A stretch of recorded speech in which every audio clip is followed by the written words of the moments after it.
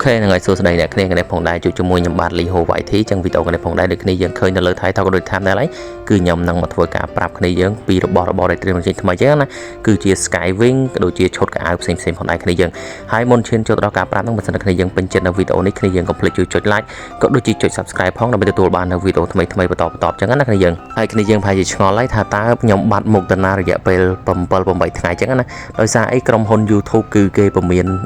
channel របស់ខ្ញុំអត់ឲ្យខ្ញុំផុសវីដេអូទេគ្នាយើងហើយគឺខ្ញុំអត់ដឹងថាខ្ញុំធ្វើអីខុសគោលការណ៍ទេគ្នាយើងសុកវាពមៀន channel របស់ខ្ញុំរយៈពេល7ថ្ងៃអត់ឲ្យខ្ញុំផុសវីដេអូអីសោះបណ្ដោយគ្នាយើងសូម្បីតាផុសជារូបភាពក៏អត់បានដែរគ្នាយើងហ្នឹងហើយអញ្ចឹងដល់ពេលអញ្ចឹងខ្ញុំសុំខ្លាចបណ្ដោយហើយឥឡូវនេះគឺ YouTube គេបានធ្វើការដោះឲ្យខ្ញុំវិញហើយឲ្យខ្ញុំផុសវីដេអូបានធម្មតាវិញហើយគ្នាយើងអញ្ចឹងសង្ឃឹមមកគ្នាយើងកុំភ្លេចជួយចុច like នៅវីដេអូនេះបានច្រើនមកគ្នាយើងដើម្បីផ្ដល់ជាកម្លាំងចិត្តមកខ្ញុំឲ្យខ្ញុំផលិតនៅវីដេអូថ្មីដើម្បីចែកជូនគ្នាយើងទស្សនាបន្តទៀតអញ្ចឹងណាហើយតោះមុនឈានចូលដល់ការប្រាប់ event ផ្សេងហ្នឹងយើងមកមើល event គុជ Magic Cube មួយនេះសិនថាតើគុជ Magic Cube នេះគេលេងយកដោយរបៀបណាហ្នឹងហើយអញ្ចឹងរបៀបលេងយកគុជ Magic Cube ហ្នឹងគឺអត់មានអីពិបាកទេគ្នាយើងគ្រាន់តែគ្នាយើងលេងនៅក្នុងវគ្គ rank ធំក៏បានវគ្គ4ស្មើ rank ក៏បានដែរគ្នាយើងលេងបានចំនួន30នាទីមកគឺគ្នាយើងទទួលបានគុជ Magic Cube ហ្នឹងតែម្ដងប៉ុន្តែថ្ងៃដែលគេបើកឲ្យយើងលេងយកនោះគឺនៅថ្ងៃទី10គ្នាយើងបើសិនតែគ្នាយើងលេងយកនៅថ្ងៃទី7ទី8ទី9ហ្នឹងគ្នាយើងលេងតបកាច់ក៏លេងអត់បានដែរគឺគេបើកឲ្យយើងលេងយកគឺនៅថ្ងៃទី10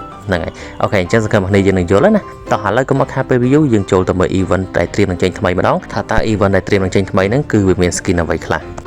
ហើយ event ដែលខ្ញុំលើកមកប្រាប់គ្នាយើងទី1នោះគឺជា event Skywing មួយនេះឯងគ្នាយើងហើយ event Skywing នេះប៉ុន្តែគឺវាត្រៀមនឹងទម្លាក់មកក្នុង server របស់យើងគឺនៅយប់នឹងម៉ោង3តែម្ដងហើយគ្នាយើងអាចមកបាន Skywing មួយហ្នឹងគឺថាយើងមានតែមួយទេគឺគ្នាយើងអាចជីបានមួយ team តែម្ដងដោយសារអី Skywing ហ្នឹងគឺជា Skywing ជាលក្ខណៈ team អញ្ចឹងណា Skywing មួយហ្នឹងគ្នាយើងភាគច្រើនប្រហែលជាគាត់បានដឹងហើយដោយសារអីគឺ Skywing ហ្នឹងគេដាក់ផ្សាយ free ឲ្យយើងលេងចូលហ្នឹងគឺចំនួន3ថ្ងៃរួចមកហើយគ្នាយើងអញ្ចឹងឥឡូវនេះគឺវាបានធ្វើការទម្លាក់ឲ្យគ្នាយើងចាប់យកដាច់តែម្ដងគឺនៅយប់នឹងម៉ោង3តែម្ដងហើយវាចេញមកគឺចេញជាលក្ខណៈទូងវិល8ជុំបែបនេះតែម្ដងអញ្ចឹងវាចេញជាលក្ខណៈទូងវិលរបៀបនេះបើសិនតែគ្នាយើងសំណាងគ្នាយើងពង្វិលអស់តែ9ពេជ្រអីគឺគ្នាយើងទទួលបានតែម្ដងប៉ុន្តែបើសិនតែគ្នាយើងសយអីគ្នាយើងម៉ៅម៉ាទូតែម្ដងហើយក្នុងម៉ាទូហ្នឹងគឺវាខ្ទង់1400ពេជ្រជាងគ្នាយើងហ្នឹងហើយអូខេអញ្ចឹងយប់នឹងម៉ោង3គឺវានឹងត្រៀមទម្លាក់មកហើយអញ្ចឹងគ្នាយើងត្រៀមពេជ្រត្រៀមសៀងត្រៀមមីហើយទៅអូខេតោះឥឡូវក៏មកខាតពេល review យើងចូលទៅមើល event ជាបន្តទៀតហ្នឹងហើយហើយ event ជាបន្តទៀតដែលខ្ញុំលើកមកប្រាប់គ្នាយើងហ្នឹងគឺជា event style ROM មួយហ្នឹងតែម្ដងហើយ style ROM មួយហ្នឹងផងដែរគឺជា style series ចាស់គ្នាយើងលាយមកជាមួយនឹង style series ថ្មីហើយ style ROM នេះផងដែរគឺវានឹងធ្វើការទម្លាក់មកក្នុង server របស់យើងគឺនៅថ្ងៃទី20ខែ7យើងហ្នឹងតែម្ដងគ្នាយើងហើយគ្នាយើងអាចមកបាន style ROM ហ្នឹងគឺវាមកចំនួន3 style គ្នាយើងនេះអា style មួយនេះនិង style ROM style series ចាស់ផងដែរគ្នាយើងអញ្ចឹងគ្នាយើងមើលនៅក្នុងវីដេអូហ្នឹងទៅគឺវាមានចំនួន3 style ហ្នឹងឯងគ្នាយើងstyle 2ហ្នឹងដូចជា style ចេញថ្មីហើយ style series ចាស់ដូចជាមានតែមួយនេះទេគ្នាយើងអញ្ចឹងគ្នាយើងមើលទៅតាមហ្នឹងទៅហើយគ្នាយើងណាខ្លះដែលពេញចិត្ត style series ចាស់អា style មួយហ្នឹងណាគ្នាយើងកុំភ្លេច comment ប្រាប់នៅខាងក្រោមផងនៅថ្ងៃទី20គឺវានឹងធ្វើការទម្លាក់មកតែម្ដងគ្នាយើងហើយ style ទាំងអស់ហ្នឹងគឺថាសុទ្ធតែលយតែម្ដងប៉ុន្តែអ្វីដែលលយជាងគេគឺ style ROM series ចាស់គ្នាយើងអញ្ចឹងការ review event មួយហ្នឹងក៏មានតែប៉ុណ្្នឹងឯងគ្នាយើងតោះឥឡូវយើងទៅមើល event ជាបន្តទៀតហ្នឹងហើ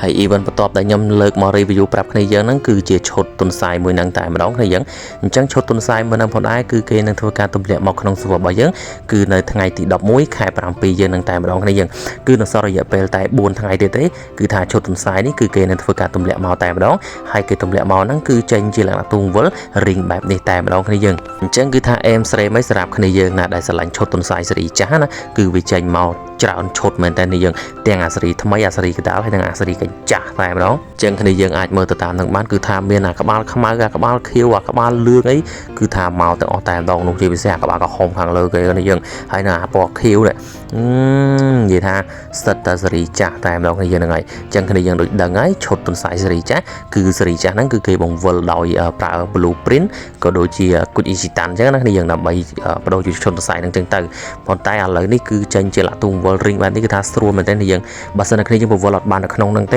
គ្នាយើងអាចយក token ហ្នឹងយកទៅបដូរឈុតទុនសាយនឹងបានអញ្ចឹងណាតែគ្រាន់ថា token នៃការបដូរហ្នឹងគឺវាមានតម្លៃថ្លៃតម្លៃថោកទៅតាមឈុតដែលគេពេញនិយមអញ្ចឹងទៅគ្នាយើងអញ្ចឹងគ្នាយើងពេញចិត្ត event ទុនសាយនេះប្រហែល%ដែរគ្នាយើងកុំភ្លេច comment ប្រាប់នៅខាងក្រោមផងអញ្ចឹងនៅថ្ងៃទី11ខែ7នេះគឺវានឹងធ្វើការទម្លាក់ឲ្យគ្នាយើងចាប់យកទាំងអស់គ្នាតែម្ដងអូខេអញ្ចឹងការ review event ឈុតទុនសាយមួយហ្នឹងក៏មានតែប៉ុណ្្នឹងឯងគ្នាយើងតោះឥឡូវយើងទៅមើល event ជាបន្តទៀតហ្នឹងហើយ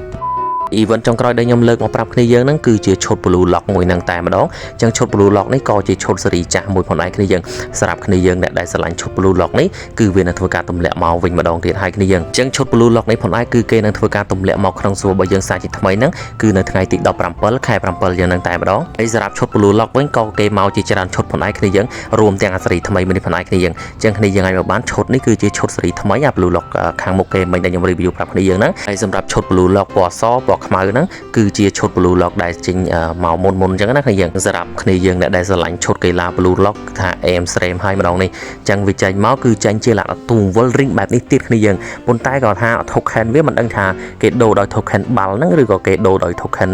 ពេជ្រមិញតែគ្នាយើងហ្នឹងហើយតែក៏ដឹងថាវាចេញមកតែប៉ុណ្ណេះគឺ AM stream ហើយគ្នាយើងអញ្ចឹងនៅថ្ងៃទី17 ខែ 7 ហ្នឹងគឺវានឹងធ្វើការទម្លាក់មកហើយវាចេញមកគឺចំនួនច្រើនឈុតមែនតើអញ្ចឹងគ្នាយើងអាចមើលបាននេះគឺ review ឲ្យគ្នាយើងមើលមួយចឹងតែម្ដងនេះកប់ series តែម្ដងណាហ្នឹងហើយអូខេអញ្ចឹងគ្នាយើងពេញចិត្តឈុត blue lock នេះប្រហែលភាគរយដែរគ្នាយើង complete comment ព្រមនៅខាងក្រោមផងបើសម្រាប់ខ្ញុំឲ្យ10លើ10តែម្ដងដោយសារឈុត blue lock នេះគឺថាវាស្អាតគ្នាយើងវាស្អាតជាងអាវកីឡាធម្មតារបស់យើងអញ្ចឹងណាហើយឥឡូវនេះខ្ញុំឲ្យគ្នាយើងសង្កេតមើលអាវកីឡា blue lock ដែលត្រៀមនឹងចេញថ្មីហ្នឹងគ្នាយើងសង្កេតមើលលើអាវវាគឺវាមានហុយផ្សែងអញ្ចឹងណាគឺថាអាវ blue lock ចេញមកម្ដងនេះគឺកប់ស្រីយោតែម្ដងហ្នឹងហើយអូខេអញ្ចឹងការ review event ទាំងអស់ហ្នឹងក៏មានតែប៉ុណ្្នឹងឯងគ្នាយើងជាចុងក្រោយបើសិនគ្នាយើងពេញចិត្តនៅវីដេអូនេះគ្នាយើងកុំភ្លេចជួយចុច like ក៏ដូចជាចុច subscribe ផងដើម្បីទទួលបាននៅវីដេអូថ្មីៗក៏ដូចជាផ្ដល់កម្លាំងចិត្តខ្ញុំឲ្យខ្ញុំធ្វើវីដេអូបន្តអញ្ចឹងណាអញ្ចឹងបាយអ្នកគ្នាជួបគ្នានៅវីដេអូក្រោយទៀតបាយ